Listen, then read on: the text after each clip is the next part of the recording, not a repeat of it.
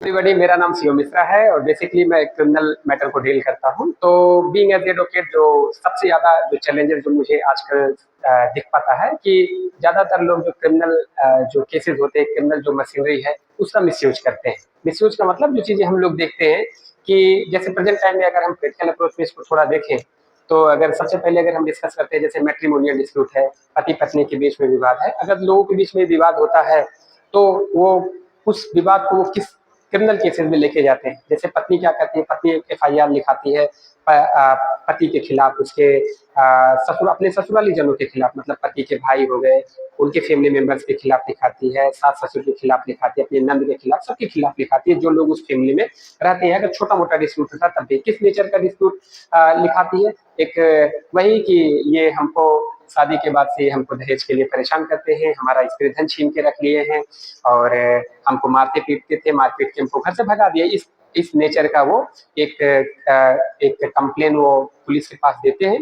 तो क्योंकि ये कॉन्जेबल ऑफेंस होता है तो पुलिस के पास ये ड्यूटी बाउंड होती है कि पुलिस उस पर एफआईआर दर्ज कर लेती है। लेकिन जो सच बात मैं आपको बता रहा हूँ कि जो दहेज के लिए मामले में जो लिखाया जाता है मुकदमा, वो पूरी तरीके से ज्यादातर, मैं ऐसा नहीं कर रहा हूँ कि सारे केसेस झूठे होते हैं, हो सकता है कुछ केसेस सही भी होते हैं, लेकिन बट जो ज्यादातर देखने में आते हैं, पत्नियां एक क्रिमिनल मशीनरी का मिसयूज करने के लिए, प्रेशर देने के लिए वो पति के खिलाफ, ससुराली जनों के खिलाफ दहेज मांगने का मुकदमा लिखा है। जबकि प्रैक्टिकल अप्रोच में अगर आप व्यवहारिक रूप से भी देखेंगे तो आजकल कोई दहेज के लिए, दहेज मांगने वाली बातें सब बहुत पहले, 30-40 साल पहले, 25-30 साल पहले ये बातें समझ में आती थी। तो अगर हम देखेंगे तो जब 1960 के समय में, 1950-55 के समय में बात है कि वो सब दहेज, पहले की जो थिंकिंग लोगों की थी उस समय दहेज वेज मांगने वाली बातें थी। तो लेजिस्लेचर ने इस चीज को समझा और डाउरी प्रोविजन एक्ट पास किया 1961 में, क्योंकि उस समय लोग डाउरी मांगते थे। प्रेजेंट टाइम में अब डाउरी की कोई बात ही नहीं रहेगी। लोग बहुत कम, rarest of the rarest cases है कि लोग दहेज मांगते हैं। बाकी दहेज के लिए किसी को परेशान करना, ये चीजें प्रैक्टिकली ज्यादा ज्यादा चीजों में आप नहीं देखेंगे। लोग वेल एजुकेटेड हो गए, दहेज लेना, क्योंकि दहेज सिर्फ ऐसा नहीं कि दहेज देना, दहेज लेना ही एक अपराध नहीं है, दहेज देना भी अपराध है। तो अगर फैमिली मेंबर्स ने अगर दहेज दिया है, और मैं तो ये बिल्कुल कहूंगा कि अगर जो पत्नियां क्या करती है, पत्नियां पति के खिलाफ मुकदमे लिखा देती हैं कि दहेज मांगते हैं, तो मैं अगर ये मामले झूठे मामले लिखाते हैं तो मैं तो आपसे भी ये चीजें कहूंगा कि पति के पास भी रेमडी है, क्योंकि दहेज लेना और दहेज देना दोनों ऑफेंस की कैटेगरी में आता है। तो उन्होंने दहेज दिया तो ये भी एक उन्होंने ऑफेंस किया। जो डाउरी प्रोविजन एक्ट है, सेक्शन 3 और सेक्शन 4, उसमें बहुत अच्छे से डिफाइन किया गया है कि दहेज अगर कोई आदमी दे भी रहा है तो भी एक ऑफेंस की कैटेगरी में आता है, उसने भी ऑफेंस किया है।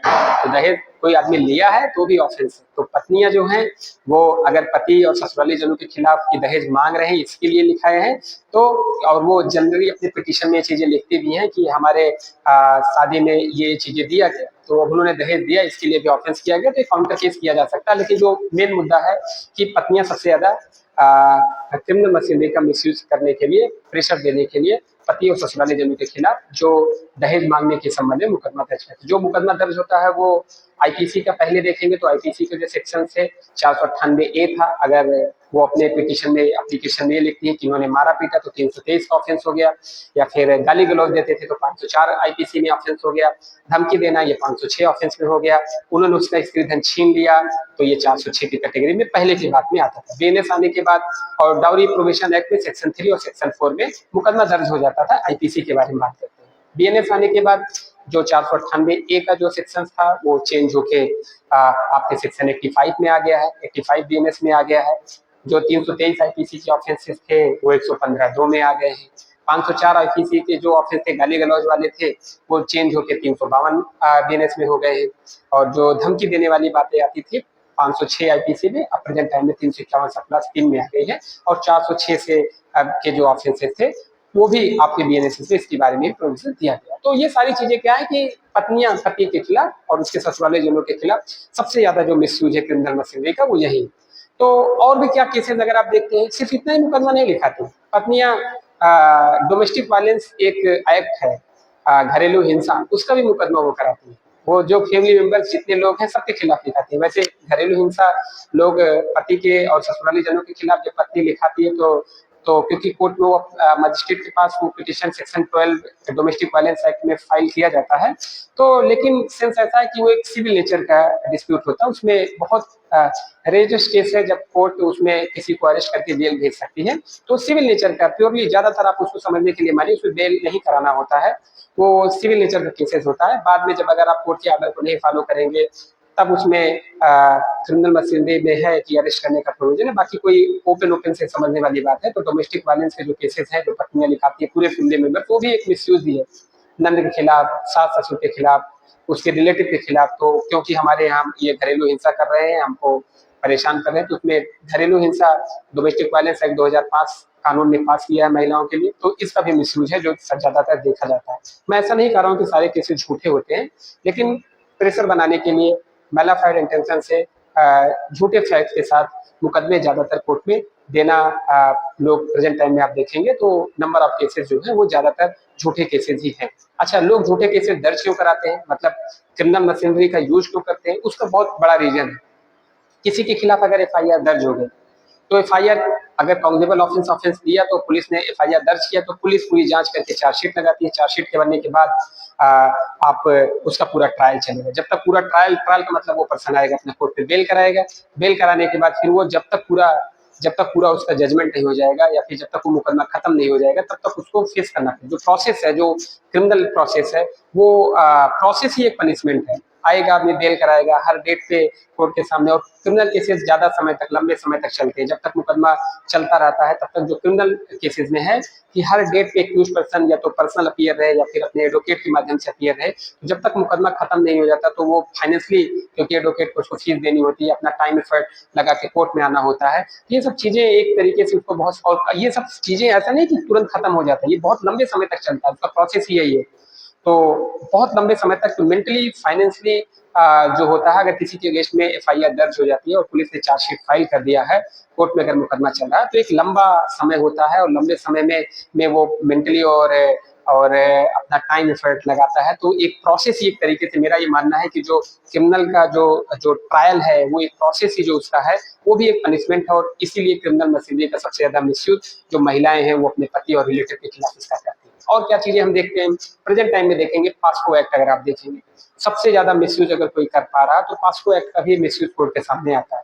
एक 25 साल की महिला है, 25 साल की महिला है, वो मुकदमा लिखाती क्या है, वो मुकदमा लिखाती है कि पिछले पिछले 10 सालों से जब मैं इस क्लास में पढ़ती थी तब से मेरा इनके साथ कनेक्शन था, और इन्होंने मुझे शादी का झांसा देके मेरे साथ इन्होंने ऐसा एक्ट परफॉर्म किया। तो इस तरीके से वो, मतलब उनकी एज 25 साल है। जो पास्को एक्ट में मुकदमा तभी जाएगा जब जो चाइल्ड होगा, जो विक्टिम होगा, उसकी एज 18 साल से कम होगी।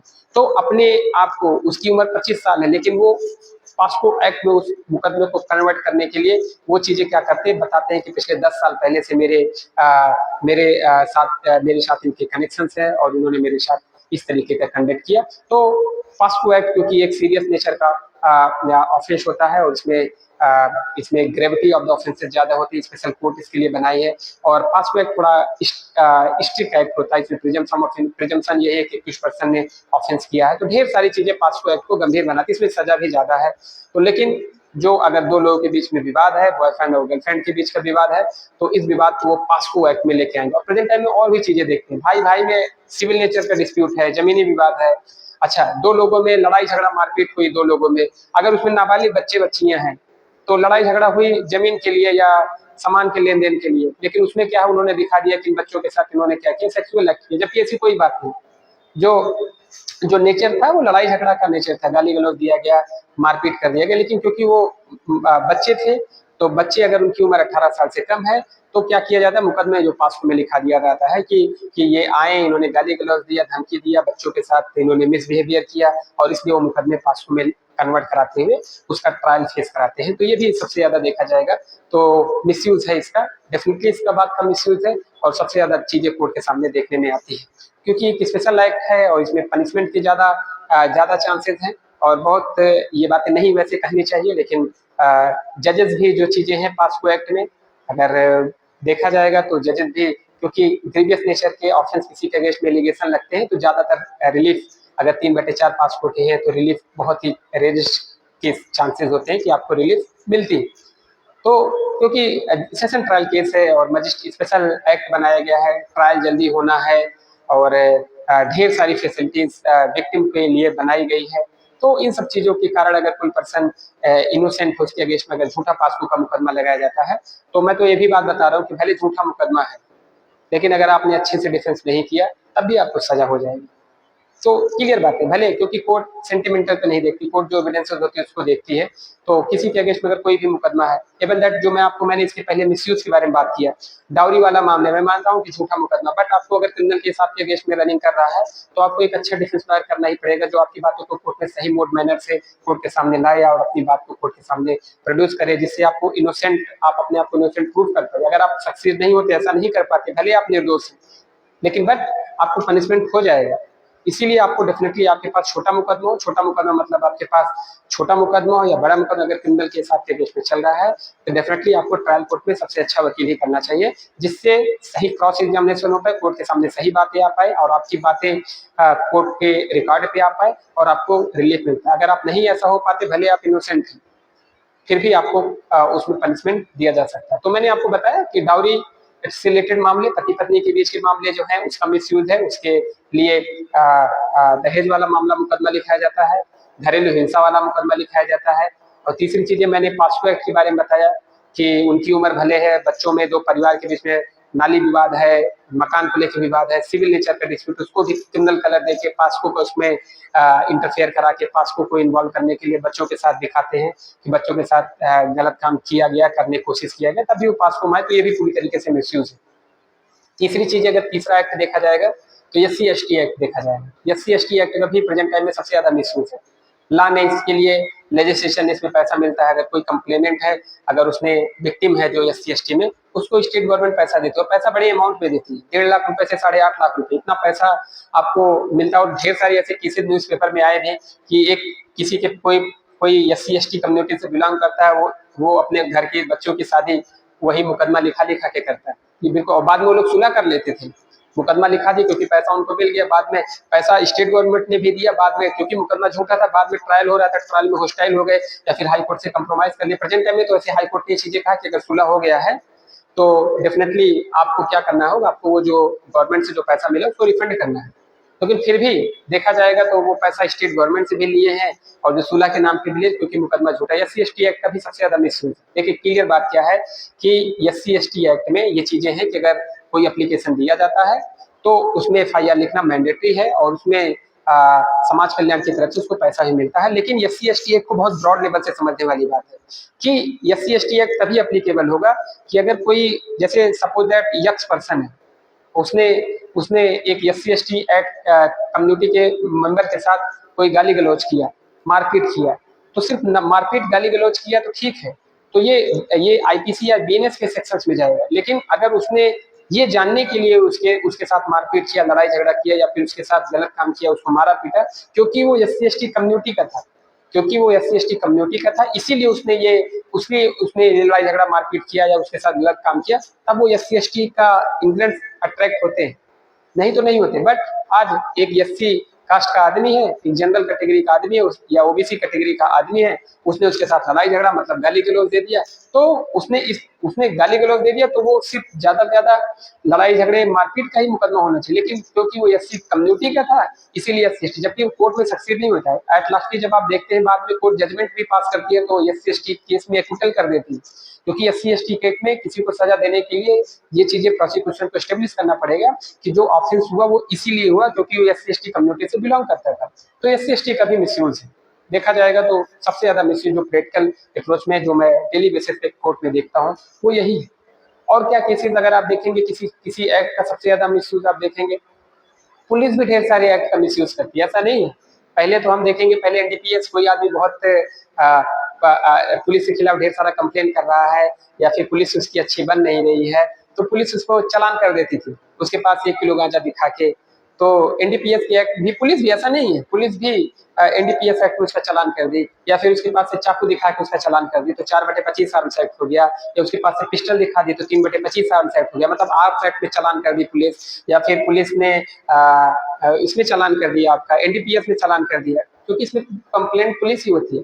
तो पहले तो था जब सीआरपीसी थी तो पुलिस के पास तो ये बातें थी कि पुलिस के पास पुलिस इसका मिसयूज करती थी। प्रेजेंट टाइम में बीएनएसएस आने के बाद क्योंकि जो आपके पास से जो रिकवरी होगी उसकी वीडियो रिकॉर्डिंग मैंडेटरी है, तो थोड़ा सा कम हो गया। लेकिन ऐसा नहीं कि अभी भी कम है, अभी भी जो वीडियो है जो बनता है वो स्क्रिप्टेड मैनर में पुलिस बनाती है। और पुलिस अगर दूसरी चीजें पुलिस एक एक केसेस और पुलिस भी लगाती है क्रिमिनल मशीनरी का मिसयूज। अगर आप देखेंगे पुलिस पार्टी फायर किस कोई स्पेसिफिक इस गवर्नमेंट आप देखेंगे जो गवर्नमेंट है क्योंकि देखिए सही बात क्या है कि जो पनिशमेंट देने का जो राइट है वो सिर्फ कोर्ट किसी को सजा दे सकती है, बाकी पुलिस का काम नहीं है, वकील का काम नहीं है, किसी भी सिटीजन का काम नहीं किसी को पनिशमेंट देना। पनिशमेंट सिर्फ और सिर्फ कोर्ट दे सकती है, और कोर्ट भी ऐसा नहीं कि जो मन में आए वो दे देगी, नहीं, जो आपका कानून कहता है उसके हिसाब से कोर्ट पनिशमेंट देगी। मतलब जो एक्ट में है उसके हिसाब से कोर्ट करेगी। अब जैसे पास्को एक्ट है उसमें सब बना दिया गया कि इससे कम आप दे नहीं सकते। डाउरी डेथ का केसेस हो गया, आप देखेंगे डाउरी डेथ के केस में भी आप 7 साल मिनिमम, उससे कम आप दे ही नहीं सकते। तो एक्ट भी जो एक्ट बनाया गया है उसी के हिसाब से, ऐसा नहीं कि जज के पास भी बहुत विजडम है, ऐसा नहीं। जैसे एक मर्डर का केस है तो उसमें जो पनिशमेंट जो कानून ने दिया वो आजीवन कारावास दिया या फिर मृत्यु दंड दिया, तो क्या जज उसको 10 साल कर सकता है या फिर 20 साल कर सकता है? अपने डिस्क्रिप्शन नहीं कर सकता है। उसके पास दो ही ऑप्शन, या फिर उसको मृत्युदंड दे देगा या फिर उसको आजीवन कारावास दे देगा, बस, बाकी उसके पास कोई ऐसी चीजें नहीं। तो कानून ऐसा नहीं, जज के पास भी कुछ केसेस है, ठीक है, एक्ट जो एक्ट का था उसके हिसाब से जज को चलना होता है। ढेर सारे ऐसे जहाँ पे जज का जो अप्रोच है, जहाँ पे कानून ने बनाया कितने साल से इतने साल तक की सजा दे सकती है, अप टू 10 ईयर है, तो उसमें जज का डिस्क्रिप्शन है, तो जज कम भी दे सकता है। तो उसमें लेकिन जहाँ पे लॉ ने बहुत क्लियर कर बताया उसमें जज भी नहीं कर सकता, क्योंकि हम लोग जिस सोसाइटी में रह रहे हैं वो रूल ऑफ लॉ है।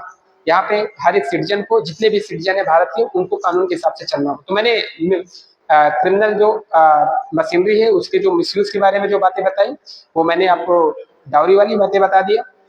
मैट्रिमोनियल डिस्प्यूट को उन्होंने क्रिमिनल केस में किया उसके बारे में बता दिया। कुछ चीजें और मैं चाहता हूँ कि आपको बताऊं, तो जैसे हाँ मैं डिस्कस कर रहा था डाउरी वाली बातें। डाउरी डेथ में पति पत्नी अगर जिंदा है तो विवाद है, तो जिंदा है अगर महिला तो ये लग गया आपका दहेज मांग रहे थे। तो लेकिन अगर अगर अनफॉर्चुनेटली क्या होती है कि अगर वो पत्नी जिसकी जिसकी नई नई शादी होती है, हस्बैंड वाइफ में 7 साल से कम की सजा है, अगर उसकी डेथ हो जाती है, चाहे वो अपने घर पे ही सुसाइड कर ले या फिर उसकी अननेचुरल कंडीशन से डेथ हो जाती है, तो पूरे फैमिली मेंबर के अगेंस्ट में दहेज हत्या का मुकदमा लिखा दिया जाता है। और ये जो मायके वाले होते हैं, जो पत्नी के मायके वाले होते हैं, वो पूरे परिवार को उसमें मुलजिम बना देते हैं, और पूरे परिवार के लोग, पुलिस भी क्या करती है, सबको अरेस्ट करके जेल भेज देती है। तो इसका भी मिसयूज देखा जाता है। वैसे किसी के साथ कोई घटना होती है, अगर कोई किसी की डेथ हो जाती है, ये बहुत अच्छी बात नहीं है, बट स्टिल जो हम लोग देखते हैं कि डाउरी डेथ का भी जो केसेस होते हैं वो सबसे ज्यादा मिसयूज होता है। मतलब अगर पत्नी जिंदा है तो वो तब भी वो झूठे तथ्यों के आधार पर मुकदमा लिखा के परेशान कर सकती है, और उसकी अनफॉर्चुनेटली गलती से उसने खुद सुसाइड कर लिया अपने स्वीट विल से, इसमें किसी का प्रेशर नहीं, लेकिन उसके मायके वालों ने ये लिखाया कि इनसे दहेज मांगते थे, इसी से परेशान होकर उसने उसने आत्महत्या कर लिया, पूरा परिवार उसमें मुलजिम बनता है। और देखा जाता है कि बहुत ही रेयर केस में उसकी जल्दी बेल भी नहीं होती, क्योंकि ग्रेविटी ऑफ द ऑफेंस कानून ही ऐसा बनाया गया। तो मतलब ये भी एक मिसयूज है जो देखने में आता है पुलिस के द्वारा।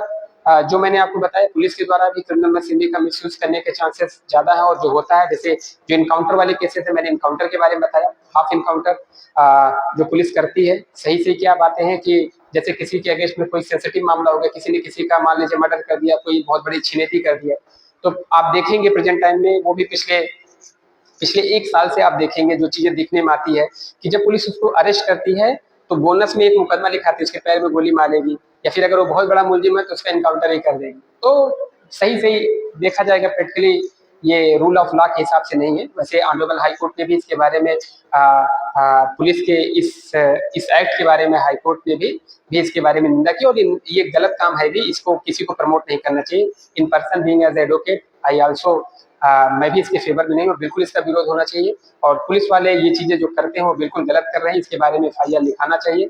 और ऐसा तो गाइडलाइंस भी है, लिखाना चाहिए, पुलिस वालों के खिलाफ भी लिखाना चाहिए। लेकिन पुलिस वाले सिर्फ और सिर्फ अपने प्रमोशन के लिए और सोसाइटी में एक इमेज बनाने के लिए वो ऐसा करते हैं, जबकि उनका काम नहीं है पनिशमेंट देना, पनिशमेंट देने का काम जज का है।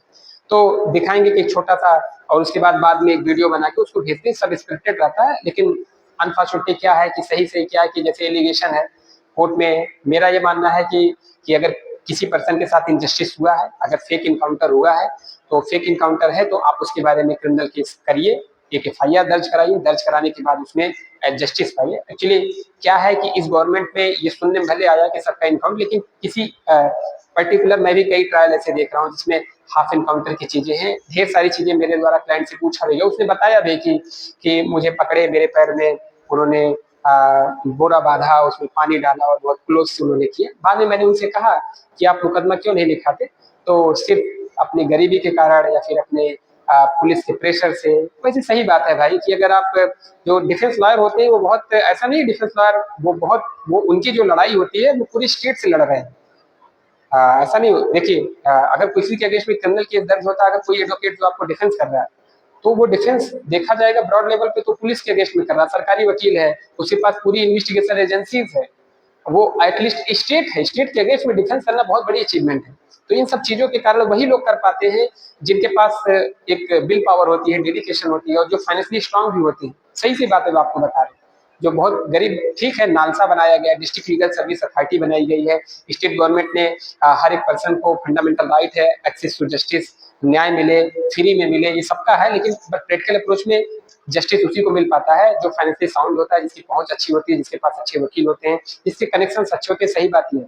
अच्छा, आप भी देखेंगे कि कोई बहुत बड़ा आदमी, उसका इनकाउंटर नहीं पुलिस ने किया, वही किया जिसके जो बहुत गरीब होगा, और बस यही सारी चीजें देखने में आएंगी। ज्यादातर जिसकी लिंक कनेक्शन अच्छे नहीं होंगे, ज्यादा स्ट्रांग उसके कनेक्शन, उसी का इनकाउंटर होता है, हाफ इनकाउंटर उसी का ही होगा जिसके स्टेब्लिश होगी, जिसके पास अच्छे लिंक है, अच्छे कनेक्शन है, पोलिटिकल कनेक्शन अच्छे हैं, आप देखेंगे डेफिनेटली उसका इनकाउंटर के चांसेस बहुत कम है। अच्छा, वो आदमी बहुत अलर्ट भी है, किसी के अगेंस्ट में एफआईआर अगर दर्ज हो गई, जान रहा कॉग्निजेबल ऑफेंस है, तो अच्छे वकील के पास जाता है। अच्छा, वकील उस चीज में सिचुएशन से देख के उसको समझा पाता है कि आपको हाई कोर्ट में पेशिंग के लिए जाना चाहिए या रजिस्ट्री के लिए जाना चाहिए या फिर उसको कोर्ट में सरेंडर करना चाहिए। ये सब सारी रेमेडीज क्या करता है, वकील बता देता है। अगर आपको सही तरीके से कानून की जानकारी सही समय पर होगी तो आपको रिलीफ मिल जाती है, नहीं मिल पाती है तो जो चीजें जैसा देखने में आता है वैसा होता है। पुलिस पकड़ेगी तो जो भी चीजें उसके पास, जो चीज उसको समझ में आएगी वो करेगी। तो बहरहाल इतनी चीजें जो मैंने आपको बताया, पुलिस के द्वारा भी क्रिमिनल मशीनरी का मिसयूज मैंने बताया, पति पत्नी के विवाद के बारे में भी मैंने बताया, मैंने पास्को एक्ट के बारे में भी मिसयूज के बारे में बताया, और मैंने SC/ST एक्ट के मिसयूज के बारे में बताया। तो वैसे भी देखा जाएगा प्रैक्टिकल अप्रोच में हर एक कोई भी चीजें हैं, किसी भी चीज का लाभ और हानि दोनों होता है। क्रिमिनल मशीनरी का भी लोग अच्छा, सिविल नेचर का, दो लोगों के बीच में पैसे का लेन देन का विवाद है, एक सिविल नेचर का है, हमारा आपका पैसे का लेन देन है, तो पैसे का लेन देन में हम आपको पैसा नहीं दे रहे हैं, पैसा मैं वापस नहीं कर रहा हूँ, तो जो कानून ने बनाया वो civil suit recovery of the money बनाया कि आप जैसे सिविल सूट फाइल कीजिए, अपना पैसा वापस लीजिए, लेकिन उसमें लंबा समय लगता है और सिविल नेचर के केस लोग नहीं करते। उसकी जगह पे लोग क्या करते हैं, लोग चीटिंग का मुकदमा करते हैं, क्रिमिनल केस करते हैं।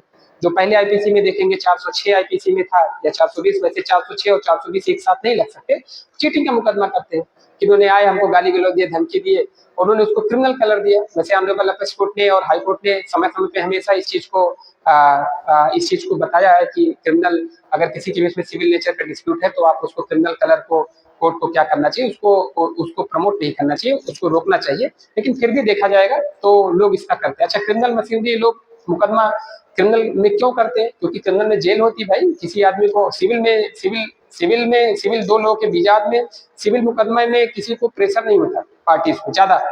क्रिमिनल केस में, मेरे केस में अगर एफआईआर दर्ज होगी, मैं पूरा लाइफ, मैं जब तक मुकदमा खत्म तब तक मैं ट्रायल फेस करूंगा, प्रोसेस देखूंगा, बेल कराऊंगा, पैसा खर्च करूंगा, वकील के पास खर्च करूंगा, और मुझे हमेशा अप्रीहेंशन है कहीं मुझे सजा ना हो जाए। तो जेल जाने सबसे बड़ी जो चीजें किसी के लिए आप कर सकते हैं, right to life and personal liberty, किसी को जेल भेजना क्रिमिनल में ही होता है। तो इसीलिए लोग सिविल पर्सनल डिस्प्यूट को भी प्रेशर बनाने के लिए क्रिमिनल मशीनरी का मिसयूज करते हैं। तो बीइंग एज एडवोकेट, जो मेरा जो मानना है कि एक अच्छा जो एडवोकेट जो है वो सोसाइटी में एक सोशल इंजीनियर भी होता है, तो समाज में उसका जो काम है कि अगर कोई इस तरीके की चीजों को प्रमोट ना करे। और बिल्कुल मेरा ये मानना है, जैसे मैंने आपको बताया कि पत्नियां जो करती हैं पति के खिलाफ, वो क्या करती है, वो मुकदमा लिखाती है किस चीज का, कि इन्होंने हमको दहेज हमसे मांग रहे हैं। तो पति को भी काउंटर केस करना चाहिए कि आपने दहेज दिया, ये भी एक ऑफेंस है, तो मैंने बताया ये भी कीजिए। या फिर आप कोई चीजें हैं, आपके अगेंस्ट में बाद में झूठा मुकदमा था, होस्टाइल हो गई यहाँ पे, तो आप उसके खिलाफ डैमेजेस का केस फाइल कीजिए, आप सिविल सूट डैमेजेस का केस फाइल कीजिए, आप जो मेलिशियस प्रोसिक्यूशन जो चीजें हो उसकी केसेस फाइल कीजिए। तो बिल्कुल आपको करना चाहिए। अगर केस ने आपको एक्विटल कर दिया तो डेफिनेटली आपको कंप्लेंट के खिलाफ करना चाहिए। अगर वो हॉस्टाइल होके पैसा लेके हॉस्टाइल हुई और हॉस्टाइल होने के बाद उसने किया तो डेफिनेटली आपको भी उसके खिलाफ काउंटर केस करना चाहिए। आपका टाइम गया, आपका पैसा गया, आपको कंपनसेशन मांगना चाहिए, डैमेजेस मांगना चाहिए उससे, और डेफिनेटली मैलिशियस प्रोसिक्यूशन के लिए आपको मुकदमा करना चाहिए। और ये सब रेमेडीज हैं। जैसे अगर पहले आईपीसी में देखेंगे तो मुकदमा, अगर पुलिस की भी ड्यूटी है, अगर एफआईआर गलत है, झूठी सूचना है, तो पुलिस के पास भी पावर थी कि पुलिस 182 में उसके खिलाफ, जो कंप्लेंट के खिलाफ गलत सूचना देने के लिए मुकदमा लिखती थी और कोर्ट में उसका प्रोसीडिंग चलता था। लेकिन लोग इस चीज को नहीं करते हैं, लेकिन ऐसा करना चाहिए। तो अगर ऐसी चीजें, और कोर्ट को भी सो मोटो भी इस कोर्ट को करना चाहिए। झूठी शिकायत आई है और कोर्ट ने देखा है तो डेफिनेटली प्रेजेंट टाइम में देखते हैं वही छोटा सा पनिशमेंट 500 रुपए 1000 रुपए का जुर्माना देके खत्म कर देना लोक अदालत में। बताइए 4 साल 5 साल उस आदमी ने, एक्यूज पर्सन ने उसको झेला, और प्रोसिक्यूशन आया, उसके कंप्लेंट ने बताया हमने कोई ऐसा किया नहीं था, पुलिस को गवाही नहीं दिया था, सब ऐसे ऐसे नहीं नहीं करते करते एट लास्ट उसको पनिशमेंट क्या मिली? वो जिस एक्यूज पर्सन को जेल काटा इतने दिन तक, इसका पैसा खर्च हुआ, और इन्होंने झूठी शिकायत भी, ये चीजें एडमिटेड भी क्योंकि हॉस्टाइल है। बाद में कोर्ट ने क्या किया, वही 500 1000 रुपए का जुर्माना लगा के, जैसे पहले सीआरपीसी में 344 की प्रोसीडिंग करके कोर्ट क्या करते, पनिशमेंट देकर छोड़। लेकिन ये सब चीजें गलत है। Criminal being as a criminal defence lawyer आपको डेफिनेटली, और अगर आप एक्यूज पर्सन, आपको छोटे मुकदमे में फंसाया गया था तो आपको काउंटर केस उसके खिलाफ करना चाहिए। क्योंकि सही चीजें जब आप एक सही तरीके से लोगों को दिखाएंगे, लोगों के अंदर एक सोसाइटी में भी आएगा। गलत मुकदमा लिखाने से पुलिस भी हमारे खिलाफ मुकदमा लिख देती है, गलत मुकदमा लिखाने से जो जिसके खिलाफ झूठा मुकदमा लिखाए हैं वो भी मुकदमा हमारे खिलाफ लिखा सकता है। हमको भी जेल, कुछ ऐसे जजमेंट आए थे। अभी रिसेंटली की बात करें तो SC ST में लखनऊ से विवेक शंकर दीक्षित सर थे, जस्टिस एडीजे थे, उन्होंने SC ST में जो कंप्लेनेंट थी वो बाद में हॉस्टाइल हो गई, कोर्ट ने उसको भी 4 साल के लिए सजा दिया। तो सजा दिया, अच्छा है, that's a very great work. तो कोर्ट ने ऐसा किया, लेकिन बहुत कम जजेस ऐसे हैं जो ऐसा कर रहे हैं, और बहुत अच्छा जजेस से ज्यादा अवेयरनेस एडवोकेट्स को भी होना चाहिए कि एडवोकेट को भी इन सब चीजों को प्रमोट करना चाहिए, और डेफिनेटली इस चीज को करना चाहिए। तो क्रिमिनल मशीनरी का जो चीजें हैं आज हम लोगों ने इसके बारे में डिस्कस किया। तो जो समझने वाली बात है कि प्रेजेंट टाइम में क्रिमिनल मशीनरी का मिसयूज हो रहा है, जो देखने में आ रहा है, और इसके लिए अवेयरनेस की जरूरत है। इसके लिए हर लोगों को अपने राइट के बारे में पता होना चाहिए, और criminal being as a criminal defence lawyer आपको बहुत एक्टिवली अपने क्लाइंट के लिए जो जो रिलीफ हो सकता है उसको डेफिनेटली आपको दिलाना चाहिए, और ये आपकी जिम्मेदारी है।